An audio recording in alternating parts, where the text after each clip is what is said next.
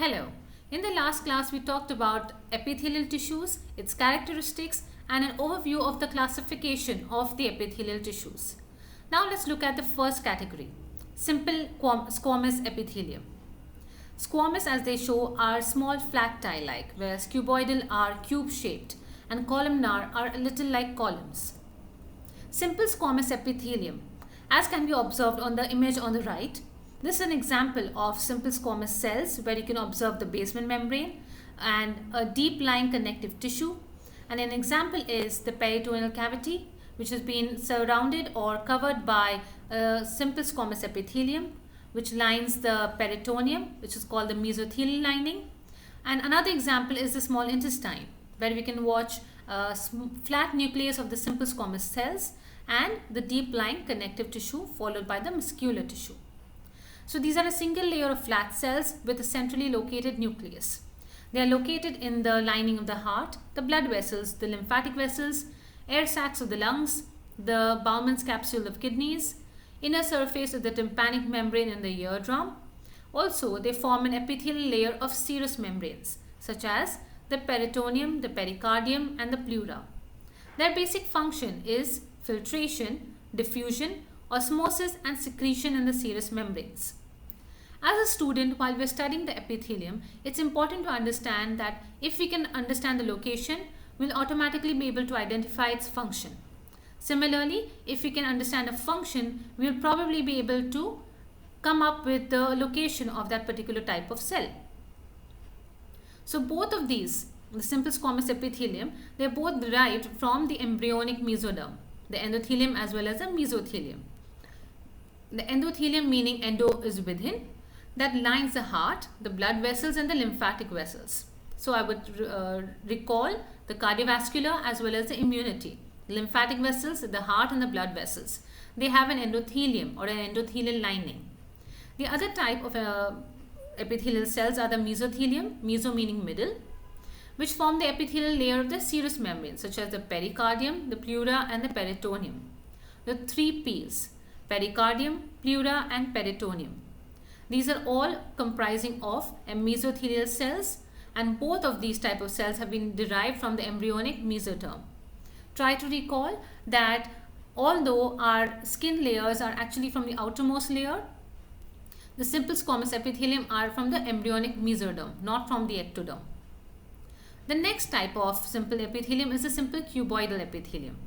Simple cuboidal epithelium, they are a single layer of cube-shaped cells with a centrally located nucleus again. As the image over here describes, it has got cube-shaped cells. An example is the lining of the pancreas and the duodenum. They are located on the covering surface of the ovary, lining on the anterior, on the front side, surface of the capsule of the lens of the eye. They also form the pigmented epithelium at the posterior surface of the eye, that is behind, the lining of the kidney tubules, and smaller duct of many glands. They further make up the secreting portion of some glands, such as thyroid gland, and ducts of some glands such as the pancreas. Since I have mentioned so extensively about the location, it's easy to understand that their function would be secretion and absorption, because they're lining the pancreas, they're lining the kidneys, they're lining the anterior and posterior surface of the eye, so they are responsible for secretion as well as absorption. The third type of simple epithelia are the non-ciliated simple columnar epithelia. As the name suggests, they are non-ciliated, which means that they will not have the presence of cilia, but they are simple, that means a single layer, and they are columnar, meaning the types of cells would be column-like cells with a nuclei near the base of the cells. In the previous two categories, we talked about the nuclei located in the center. Over here, the nuclei is located towards the base. And they contain goblet cells and cells with microvilli in some locations. So the non-ciliated simple columnar epithelium, they have goblet cells and cells with microvilli in some locations. Let's look at an example over here where you can observe microvilli, which are just similar to finger-like cytoplasmic projections. So they do not have cilia, but they have microvilli. And these microvilli, like I mentioned earlier, are responsible for transferring or taking the material from one position to another. Further, they're located on the lining of the gastrointestinal tract from the stomach to the anus, also on the ducts of many glands and the gallbladder. So their basic function is again secretion and absorption. If I had to look at this entire image, you can observe that they are columnar in shape. The nuclei is lying towards the bottom. They have absorptive cells as well as they have the presence of mucus in their goblet cells. The goblet cells are required for secretion purposes. The non-ciliated epithelium can also be looked into a sectional view if I have observed it under a light microscope. The next type of simple columnar epithelium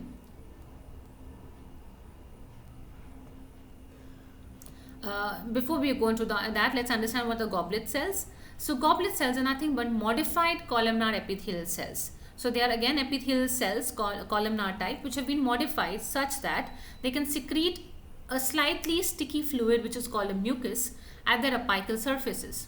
Apical, I hope you remember, is the free surface, the outer surface.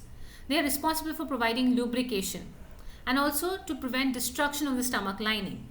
Because the stomach has the presence of gastric juices, acidic content, so that it can lead to a lot of destruction and degradation of material. But at the same time, because of the presence of goblet cells, that stomach lining is prevented from getting destroyed. The fourth category of the simple columnar epithelium or the simple epithelium are the ciliated simple columnar epithelium. As the name suggests, they have a single layer of ciliated column-like cells, again with a nuclei at its base, and they again contain goblet cells in some locations. But in this case, they do not have microvilli, but they have cilia. So the reason that they have cilia is for speeding up the movement of cilia and mucus when one person coughs or sneezes. Do not get confused with cilia and microvilli. Microvilli enhance the surface area. They're responsible for secretory purposes. Here, the function of the mucus, the function of the cilia is for moving the mucus and other substances by a ciliary action. Again, they do have goblet cells which are comprised of mucus. So these type of cells are usually located on the uterine tubes. They're lining some bronchioles of the respiratory tract, the fallopian tubes for carrying the eggs ahead, the uterus, the efferent ducts of some testes, some paranasal sinuses, the central canal of the spinal cord and ventricles of the brain. So all the places where you require movement, you require cilia. This is an example of the fourth type, ciliated simple columnar epithelium. The second type or the second category of the epithelial tissues of the covering and lining epithelia are the stratified epithelium. Here, as the name suggests, please keep in mind, it is stratified epithelium. Hence, it will be more than one layer. So the first type is the pseudostratified columnar epithelium. It is not a true stratified tissue because it appears stratified, but it is not so. The nuclei of cells are at different levels. You can observe that they're not at the base, or all are not at the base, all are not in the center. Some are in the center, some are at the base. So the nuclei of the cells are at different levels. And all the cells are attached to the basement membrane, but they all don't reach to the apical surface. So they are located, the pseudostratified ciliated columnar epithelium, they are lining the airways of most of the upper respiratory tract. The pseudostratified non-ciliated ones are lining the larger ducts of many glands, the epididymis and part of the male urethra. Okay, so here we can observe their function would be the same, secretion as well as movement of mucus by ciliary action. Two things to keep in mind, they are not the true stratified tissue. Second, the pseudostratified can be ciliated and they will be located in the upper respiratory tract. And if they are non-ciliated, they will be located in the larger ducts of many glands and the male urethra. Now we come to the next category of the stratified epithelium, which are the stratified squamous epithelium. As the name suggests, they will be in layers, several layers of cells, but the cell shape will be cuboidal to columnar in shape in deep layers. These squamous cells, they form the apical layer. You can watch in this image it is given the flattened squamous cells at the apical surface as well as several deep layers. So they are this entire image, the entire image in light microscopy that has been mentioned over here gives us a very clear indication of how the squamous epithelial cells look like.